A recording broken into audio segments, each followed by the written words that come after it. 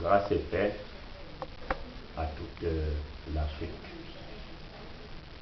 Cette vidéo est réalisée dans un seul but, c'est d'attirer l'attention du peuple noir. Aujourd'hui, tout le monde parle de la parole de Dieu. Partout en Afrique, dans des églises, il est parlé de la parole de Dieu. Aujourd'hui, dans cette vidéo, nous allons redéfinir en réalité ce que c'est que la parole de Dieu. Parce que nous pouvons constater que dans nos églises aujourd'hui, il est parlé de la parole de Dieu. Mais en réalité, rien ne change. Étant donné que partout, il est question de la parole de Dieu. Nous ne voyons que les choses s'empirent. Alors, c'est quoi la parole de Dieu? La parole de Dieu, c'est la volonté de Dieu pour nous aujourd'hui. La parole de Dieu, c'est l'expression de la pensée philosophique de notre Seigneur. C'est quoi la philosophie? C'est sa façon de voir, sa façon de faire. Au commencement, c'est-à-dire au jardin d'Éden, il a donné à l'homme sa parole. Il a dit à l'homme, pour prendre soin de la terre, il faut sa parole. Pour prendre soin des bêtes des champs, il faut sa parole. Voilà pourquoi il venait chaque soir instruire l'homme.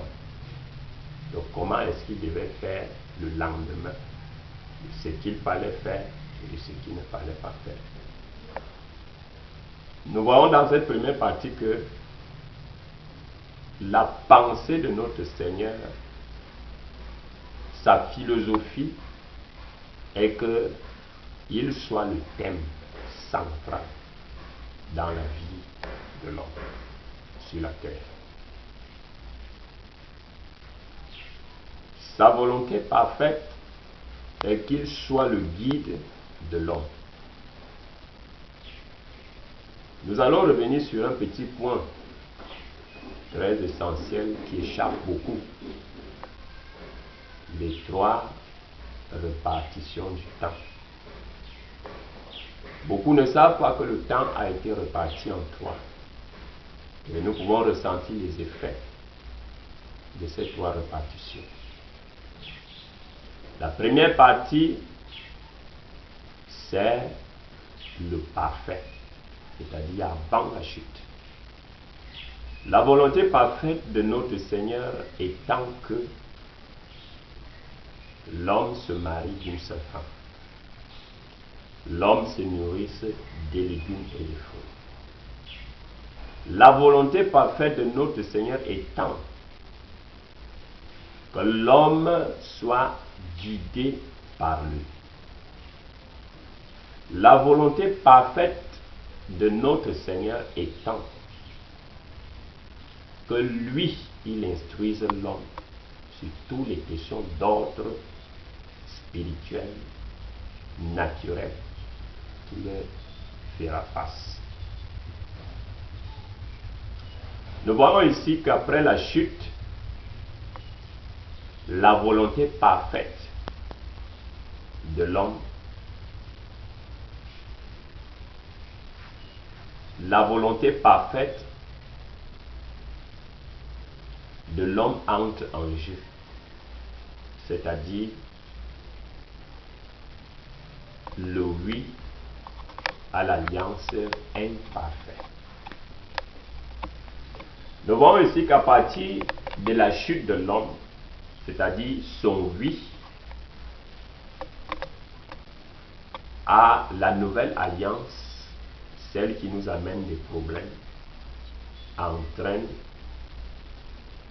l'impact de beaucoup de choses. Bien sûr, c'est notre Seigneur qui définit toutes les règles de jeu. C'est lui qui a défini les règles de jeu dans le parfait avant la chute. Et c'est toujours lui qui vient définir les règles de jeu après la chute. Mais sans toutefois oublier que les nouvelles règles de jeu n'excluent pas ou n'anéantissent pas sa volonté parfaite, c'est-à-dire avant la chute. Nous voyons ainsi que dans la chute, il y a une autre réalité. On peut voir un homme prendre 2, 3 femmes. On peut voir l'homme manger la chair animale. On peut voir beaucoup de choses se passer. Ce qu'il faut retenir durant cette période-là, période de la chute, c'est que tout ce qui se passe, l'homme qui prend 2, 3, 4 femmes, l'homme qui vit essentiellement du sang animal, l'homme qui vit dans une période appelée, comme je l'ai dit tout à l'heure, chute, cela n'exclut pas ou cela n'anéantit pas. Ça n'anéantissait pas la volonté parfaite de notre Seigneur dès le commencement, c'est-à-dire avant la chute. Ça, c'est la deuxième partie. La troisième partie ici consiste à rétablir l'homme dans le plan parfait de notre Seigneur, c'est-à-dire avant la chute. Cela commence à partir du moment où le sacrifice parfait est accompli. Nous avons entendu notre Seigneur dire, tout a été accompli. Beaucoup n'ont pas compris cette déclaration de notre Seigneur. Tout a été accompli. Le Seigneur ouvre une autre ère, c'est-à-dire une voie de retour pour le commencement, c'est-à-dire la volonté parfaite de notre Seigneur. Celle d'être le centre de l'existence, le centre d'existence de l'homme. Le Seigneur ici, quand il accomplit le sacrifice parfait, il vient démontrer à l'homme que son plan parfait, c'est-à-dire sa philosophie parfaite, dès le commencement, il ne l'a pas anéanti, il ne l'a pas aboli. Il vient démontrer que malgré qu'il avait donné son attribut de père à Abraham, et a fait d'Abraham le père d'une multitude, son plan parfait dès le commencement, il ne l'a pas anéanti parce que Abraham avait triché avec Agar et les autres patriarches avec tous ces petits boubous qu'ils avaient faits. Le roi Salomon de l'autre côté avec les 999 femmes. Le grand roi vient nous révéler qu'en réalité, tout ce qui s'est passé après la chute ne veut pas dire qu'il a anéanti sa volonté parfaite. Sa volonté parfaite étant qu'il veut que lui, il soit au centre de l'existence de l'homme. Il veut gouverner la nature dans l'homme. Il veut gérer la terre dans l'homme. Et quand il vient donc accomplir ce sacrifice,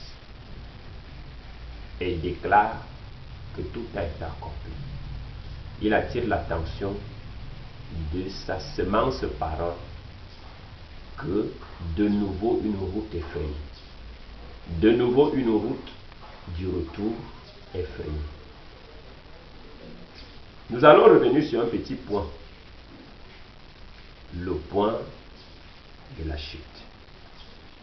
Abraham a reçu l'attribut de père. Le Seigneur fait de lui le père d'une multitude. Remarquez ceci, ce que la chute a entraîné. Il y a une autre réalité de vivre. Une réalité tout contraire à la réalité du parfait avant la chute. Adam, avant la chute, sa vie nous dévoile la volonté parfaite de notre Seigneur. Le guide parfait, le conseiller parfait, l'absolu parfait. Et il se manifestait, venait chaque soir conseiller Adam. Il a démontré par Adam que son plan parfait, c'est qu'un homme sur terre et une femme. Il a démontré par Adam et que le mariage parfait entre l'homme et la femme ne soit pas basé sur le sexe. Il a démontré par Adam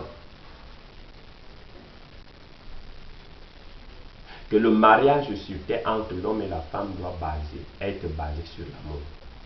Tout cela, il a démontré. Et nous voyons qu'après la chute, quand Adam quitte la terre, il va se reposer. Les réalités de la chute. Adam ne monte pas au ciel, mais tous sont retenus au grand abîme. Adam retenu au grand abîme, la 5e dimension. Quand nous voyons Abel, nous voyons le reste des prophètes, jusqu'au moment où notre Seigneur se fait chair. Tant que le sacrifice parfait n'était pas encore fait, tous ceux qui quittaient la terre, qui mouraient, qui allaient se reposer, c'est là-bas qu'ils se retrouvaient. Vous allez remarquer que notre père Abraham, malgré qu'il avait reçu l'attribut de père de notre Seigneur, cela ne faisait pas échapper à Abraham le fait d'aller être retenu dans le grand abîme. Ils étaient tous là-bas, dans le grand abîme. Ici, mon souci, c'est de faire voir au peuple de Dieu les réalités de l'avant la chute et les réalités d'après la chute et les réalités de durant l'accomplissement du sacrifice parfait de notre Seigneur. Tout le monde dit dans les églises, partout dans le pays, partout en Afrique, le Seigneur Jésus-Christ est mort au calvaire. Le Seigneur Jésus-Christ est mort au calvaire. Et beaucoup se servent de son nom pour faire des miracles. Beaucoup se servent de son nom pour faire des choses. Mais ici, il est clair que si nous n'avons pas compris l'expression de la pensée philosophique de notre Seigneur, son plan pour nous, frères, il nous serait difficile de nous préparer pour l'enlèvement. Parce que nous serons toujours dans les débats, nous serons toujours dans les discussions, nous serons toujours dans les guerres. L'Afrique étant un continent de guerre, on peut le constater dans nos religions. Les guerres contre tel pasteur, le pasteur contre tel, la sœur contre tel, juste parce que nous n'avons pas compris en réalité ce que c'est que la parole de Dieu.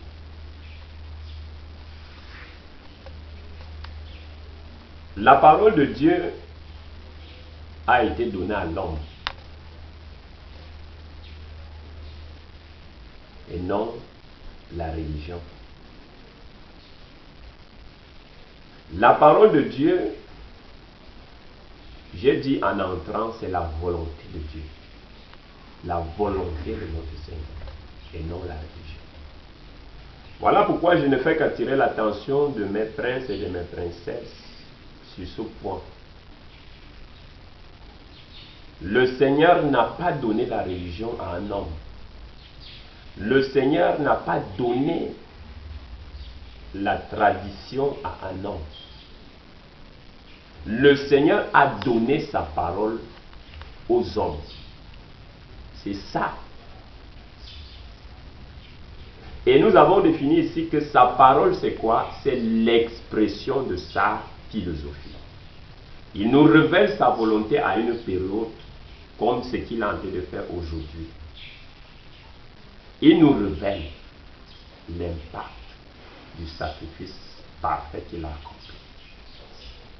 Il dit, tout a été accompli. Attention, c'est un processus. Ce processus consiste à nous ramener où? Au commencement, c'est-à-dire dans le parfait.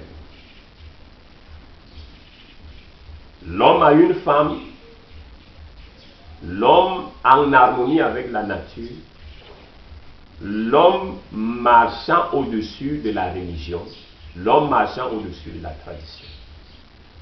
La parole de Dieu se résumant par des lois, par des habitudes. Si réellement les églises en Afrique, les églises au Cameroun avaient la parole de Dieu, il n'y aura pas de division. Si les églises en Afrique, au Cameroun, avaient la parole de Dieu, si l'Afrique est un continent stable. Pourquoi l'Afrique n'est pas stable? Pourquoi le Cameroun n'est pas stable? C'est parce que nous avons la religion, parce que nous avons la tradition, parce que nous avons la politique. La politique, c'est quoi? C'est la sorcellerie. Toutes ces trois choses, la religion, la politique, la tradition, c'est l'arme parfaite que le diable utilise pour détruire les peuples. Alors nous redéfinissons le mot parole de Dieu. Nous redéfinissons ici ce que c'est que la parole de Dieu. La parole de Dieu, c'est la volonté de Dieu pour nous. Alors la volonté de Dieu pour nous, c'est quoi? C'est que je raisonne avec les lois de la parole de Dieu. C'est que je me mette en guerre contre mon frère, contre ma soeur. Si le frère me reproche quelque chose, que je dissimule les fautes. Est-ce que c'est ça la parole de Dieu? La parole de Dieu, c'est quoi? Entrer en guerre contre l'autre frère? Non, moi j'ai la vérité, j'ai la parole de Dieu. L'autre dit, j'ai la vérité, j'ai la parole de Dieu. En réalité, c'est quoi la parole de Dieu? La parole de Dieu est résumée par des lois. Ces lois, il est clair. Il dit, aimez-vous les uns les autres. La parole de Dieu est résumée par une vie. Est-ce que tu as saisi la pensée philosophique de notre Seigneur? Est-ce que j'ai saisi l'expression de sa pensée philosophique? Est-ce que suis-je capable de me remettre en cause? C'est ça tout le résumé. Mais vous allez entendre, venez, la parole de Dieu, à gauche, à droite, la parole de Dieu. C'est là où nous finissons par comprendre qu'il y a quelque chose qui ne va pas. Et c'est sur ce quelque chose qui ne va pas que le Saint-Esprit m'a mis à cœur d'attirer une fois de plus l'attention du peuple noir. Le Seigneur nous a donné sa parole. Le Seigneur ne nous a pas donné la religion. Sa parole consiste à vivre d'une certaine manière. Cette manière peut être contraire à la manière de certains de penser. Il n'y a pas de problème. L'essentiel, c'est de vivre la parole de Dieu. L'essentiel, c'est d'être en harmonie parfaite avec la parole de Dieu. Nous avons la religion. Si nous mettons notre foi dans la religion, on est mort. Parce que la religion, c'est l'arme que Satan se sert. Si nous mettons notre foi dans la politique, je dirais encore, c'est une autre arme que Satan se sert. Parce que la religion et la politique vont de pair. Si vous mettez votre foi dans la tradition, c'est la même chose. Ça donne le triangle, la pyramide. Tradition, la politique et la religion. Ça,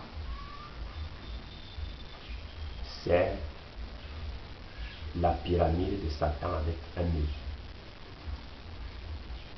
Mais si nous prenons notre foi, nous la fondons sur la parole de Dieu, qui est l'expression de la philosophie de notre Seigneur.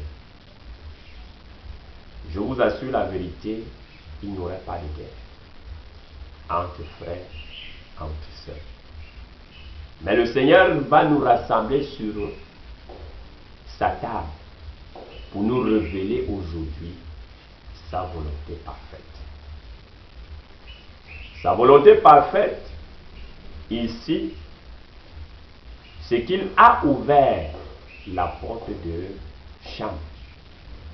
Quand Noé a maudit Cham, le Seigneur s'est servi de Noé pour fermer sa porte. Il l'a fermée.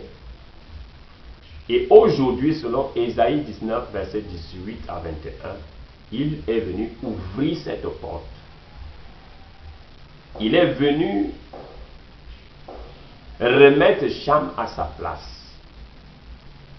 J'ai dit, quand le Seigneur a été crucifié, quand il a dit tout s'est accompli, c'était un processus. Et aujourd'hui, nous ne sommes que sur le chemin de ce processus. La parole de Dieu vient rassembler, la parole de Dieu ne vient pas diviser. La parole de Dieu vient mettre chaque semence de parole à sa place. Attirer notre attention, quelle est la volonté parfaite de notre Seigneur.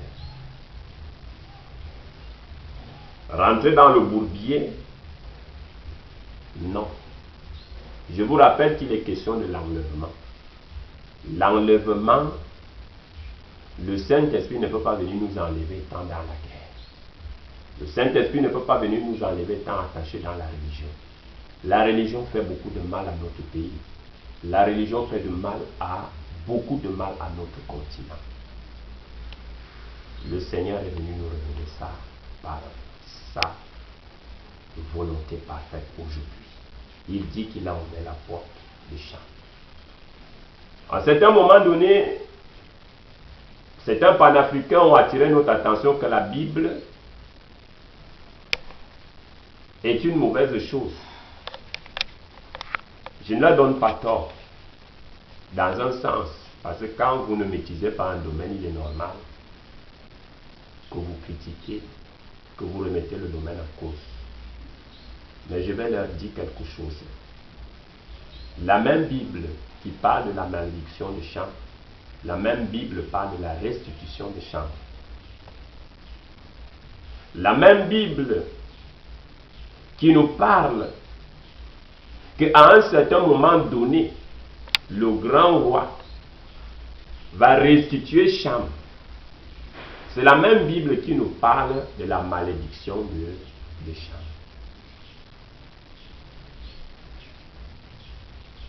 Alors nous allons revenir sur notre point. La parole de Dieu, c'est quoi? La volonté de notre Seigneur, c'est que nous serons conduits par lui. La volonté de notre Seigneur, c'est que nous nous remettons nous en cause. On ne peut pas remettre un livre en cause qui est la parole de Dieu écrite. Et lieu de me remettre en cause, je vais remettre la Bible en cause. Et lieu de me remettre en cause, je vais me mettre à remettre d'autres personnes en cause. Mais toi, que dis-tu de la parole de Dieu? Moi, qu'est-ce que je dis de la parole de Dieu? C'est là tout le. Aujourd'hui, le Seigneur a fait la promesse qu'il bâtit son autel, le sang de l'Afrique. Aujourd'hui, il a accompli cette promesse. Il a placé un homme sur cet autel parce qu'un autel ne peut pas exister sans un sacrificateur. Mais est-ce que dans ce sacrificateur va rassembler au nom de la religion, ou au nom de la politique, au nom de la tradition, je dirais non. Il rassemble le nom de la parole de Dieu. La volonté de Dieu pour nous maintenant. C'est que la malédiction qui a régné pendant plus de 3000 ans sur Cham, cette malédiction, il l'a anéantie. Il a dit que Cham est la tête. Nous pouvons le constater, nous pouvons le voir sur le triangle. J'attire votre attention, la franc-maçonnerie n'utilise pas seulement le triangle, parce que ce ne sont pas ceux qui ont créé le triangle. Le triangle fait partie de la maths. Notre Seigneur, c'est lui qui crée le triangle, c'est lui qui crée la pyramide. Mais ces symboles sont bien différents. La franc-maçonnerie utilise le triangle, la parole utilise le triangle. Le triangle maçonnique est accompagné d'un œil et d'autres symboles. Le triangle de notre Seigneur, c'est un plan. Nous avons Sem, Japhet, qui est la base du triangle. Nous avons la tête du triangle qui est Cham. Il est clair que quand le Seigneur ferme la porte de Cham, il ouvre la porte de Sem, il dit béni soit Sem. Il ouvre sa porte.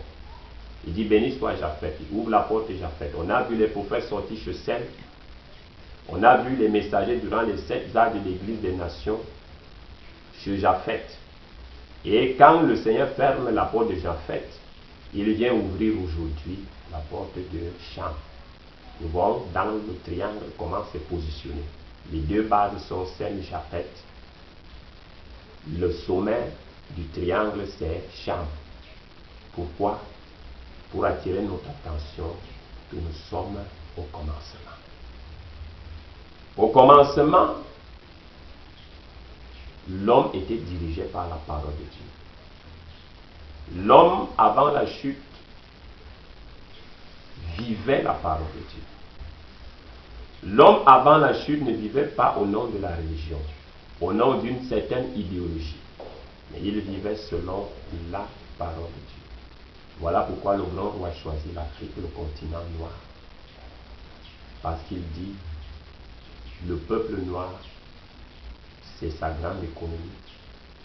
C'est les véritables adorateurs qui l'adorent en esprit et en vérité. Il vient ramener l'homme au commencement.